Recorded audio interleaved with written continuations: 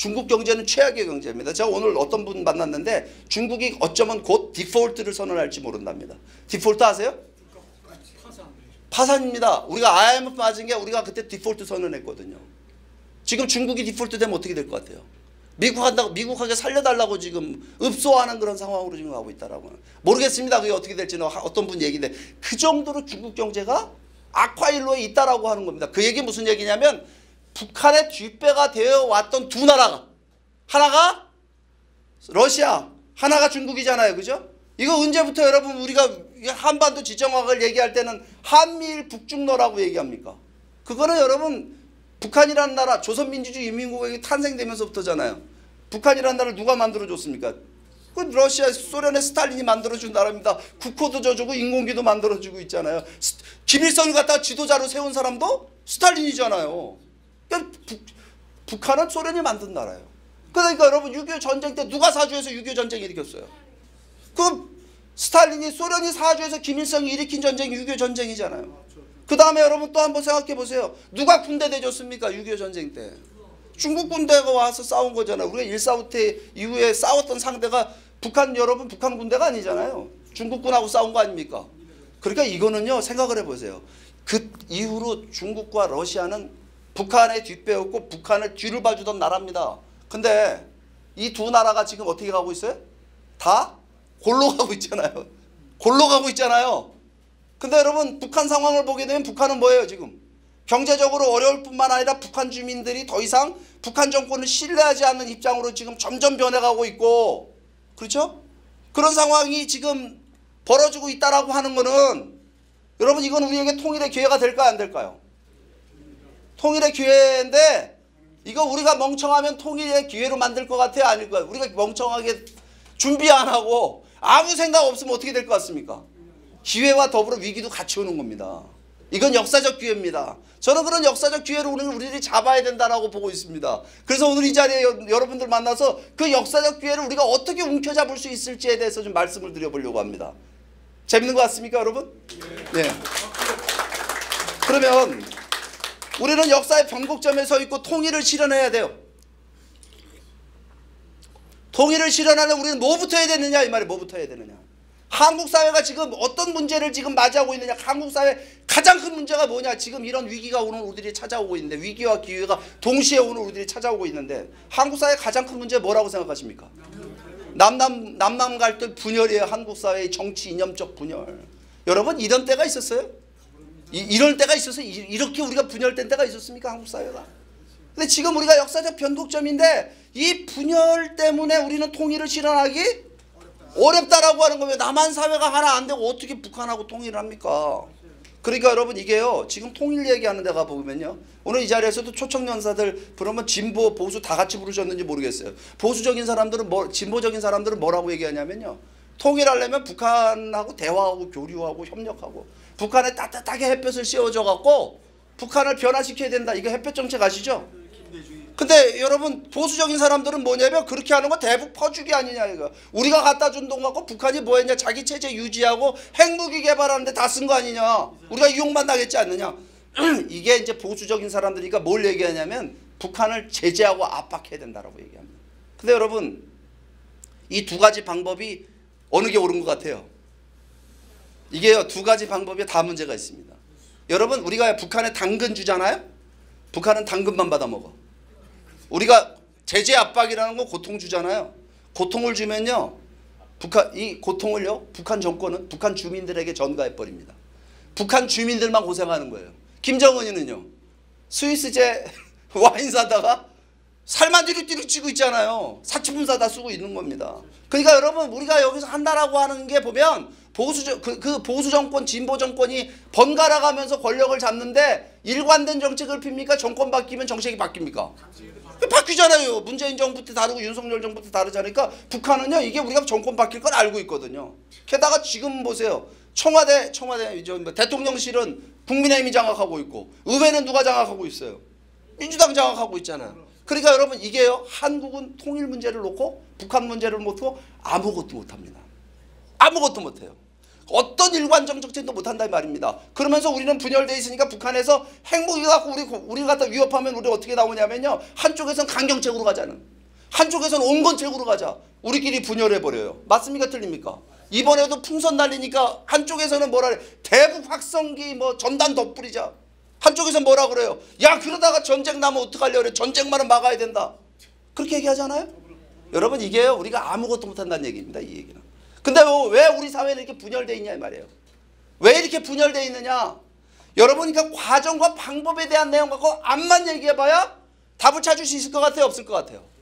답을 못 찾습니다. 그러니까 여러분 우리가요 이 분열된 상황을 극복할 수 있는 유일한 해법을 제가 말씀드리려고요. 뭐냐면요. 통일을 통해서 어떤 나라를 실현할 것이냐는 목표와 비전에 대한 합의를 만드는 일을 먼저 해야 됩니다. 여야, 진보, 보수, 한국의 시민사회 전체가 모여갖고 통일을 통해서 어떤 나라를 실현할 것이냐는 비전과 목표에 대한 합의를 만들게 되면요. 과정과 방법에 대한 건 얼마든지 유연하게 우리가 찾아갈 수가 있습니다. 그렇잖아요. 목표를 먼저 정해야지 의미가 있는 거잖아요. 목표가 있고 그 목표를 실현하기 위한 방법과 과정에 대한 걸 설계하는 거지 목표도 정해놓지 않고 과정과 방법에 대한 이야기를 하는 건 의미가 있을 것 같습니까? 없을 것 같습니까? 의미가 있을 수가 없는 거죠. 그러면 여러분 제가 오늘 질문을 드려볼래요. 통일 한반도의 비전은 뭐냐 이거예요. 통일을 통해서 우리는 이 한반도에 어떤 나라를 실현할 것이냐라고 하는 문제입니다. 여러분 이 문제는 중요할까요? 중요하지 않을까요? 중요합니다. 이게요 역사적 선례가 있습니다. 여러분 통일을 통해서 가장 성공한 나라를 꼽으라면 어떤 나라를 꼽겠습니까? 독일보다 더 성공한 나라가 있어요. 미국이란 나라가 있습니다. 아 미국이라는 나라가 무슨 통일을 했어. 미국을 통일의 사례로 얘기하는 분들은 없습니다. 저희밖에 없어요. 미국이 여러분 영문 이름이 어떻게 됩니까? 유나이티드 스테이츠 오브 아메리카죠. 앞에 유나이티드가 무슨 뜻인가요? 통일됐다는 뜻입니다. 여러분 미국은 미국 민족 있어요 없어요? 미국 민족 없습니다. 미국 가보면 피부색도 다르고 언어도 다르고 종교도 다르고 민족도 다르고 세계 각국의 이민자들이 모여서 사는 나라가 미국이기 때문에 미국은 천태만상 인간 세상 아닙니까? 그런 사람들이 모여가지고 하나의 나라를 만들었을 뿐만 아니라 세계에서 가장 강력한 초강대국을 만들었다라고 하는 겁니다. 그것도 짧은 200년 세월 동안에. 도대체 그럼 뭘 갖고 미국은 통일했을까요? 민족이라는 개념 갖고 통일하지 않았다라고 하는 겁니다. 뭘 갖고 통일했냐면 비전을 중심으로 통일했다라고 하는 겁니다. 그 비전이 언제 만들어지냐면요. 미국은 원래 영국의 식민지였죠. 영국의 식민지로부터 독립을 하려고 보니까 뭘 하게 되냐면 독립전쟁을 할 수밖에 없는 겁니다. 독립전쟁을 하게 되는데 그 독립전쟁을 앞두고 미국의 건국의 아버지 된다는 분들이 모여 앉아가지고 뭘 하느냐. 우리가 어떻게 싸울 것이냐라고 하는 싸움의 방법론을 얘기하는 것이 아니라 우리가 독립하게 되면 어떤 나라를 이 아메리카 대륙에 실현할 것이냐라고 하는 독립의 비전에 대한 것을 선언문으로 발표하게 됩니다. 그 선언문이 바로 미국의 독립선언문입니다. 미국의 독립선언문은 미국의 건국의 비전을 담고 있습니다.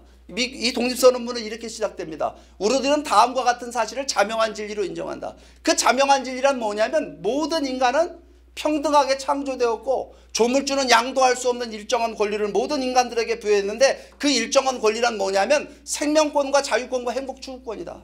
이와 같은 천부적인 자유와 인권을 보장하기 위해서 인간들에 의해서 정부가 구성되게 되는데 만약에 그 정부나 통치자가 개인의 조름한 자유와 인권을 해치고 침해하게 되면 그 정부를 타도하고 새로운 정부를 수립할 수 있는 권리가 우리 국민들에게 있다 이렇게 얘기합니다.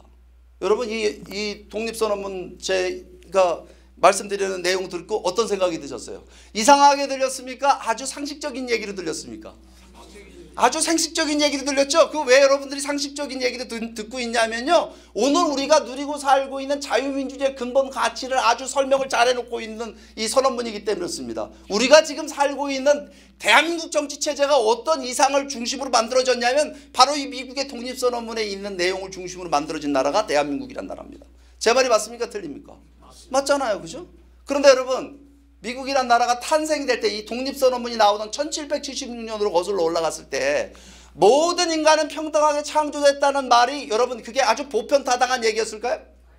아니죠. 왜냐하면 이게 생각해 보세요. 미국은 영국의 식민지였는데 영국 가보면 영국의 왕이 있고 귀족이 있고 평민이 있고 평민 밑에 누가 있어요? 천민계층이 있잖아요. 그러니까 영국은 군주제, 봉건제, 신분제 국가였습니다. 그럼 영국 같은 나라에서 모든 인간은 평등하게 창조됐다는 말을 할 수 있습니까? 없습니까? 그런 말은 할 수가 없다 이 말입니다. 영국만 봉건제 군주제 국가가 아니라 유럽에 있는 모든 나라들이 다 그랬고 유럽뿐만 아니라 아시아에 있는 모든 나라들도 다 그랬다 이 말입니다. 한국은요, 우리 조선시대는 1776년에 조선을 다스리던 왕이 누군 줄 알아요 여러분? 정조임금입니다. 정조임금이 그래도 괜찮은 임금이죠. 정조임금이 우리 조선시대 역사에 여러분 세종 다음 정조를 쳐주잖아요. 효자라 그러고. 그 정조임금 앞에 가갖고 전하 모든 인간은 평등하게 창조되었습니다. 이랬으면 어떻게 됐을 것 같아요? 이랬으면 뭐가 지금 이거는 혁명적인 아이디어였다는 얘기를 말씀드리는 겁니다. 모든 인간은 평등하게 창조됐다는 말이 이렇게 단순하게 쓰여져 있지만 이 말은요, 이거는 입에 담을 수 없는 얘기였어요. 그 시대로 올라가 보게 되면 이거는 혁명적인 아이디어였을 뿐만 아니라 아주 급진주의적 정치 철학이었다는 사실입니다. 모가지가 날아갈 수 있는. 이런 이상이 실현된 나라, 모든 인간이 평등하게 창조되었다라는 그 이상이 실현된 나라를 우리가 독립을 하게 되면 실현하겠다. 이거는 뭐냐면 미국의 건국의 이상은요, 새로운 나라, 인류 역사에 한 번도 등장해보지 않았던 그런 나라를 우리가 실현하겠다. 우리는 전입니다. 왜 이런 길을 걸어가겠다. 이렇게 선언한 겁니다.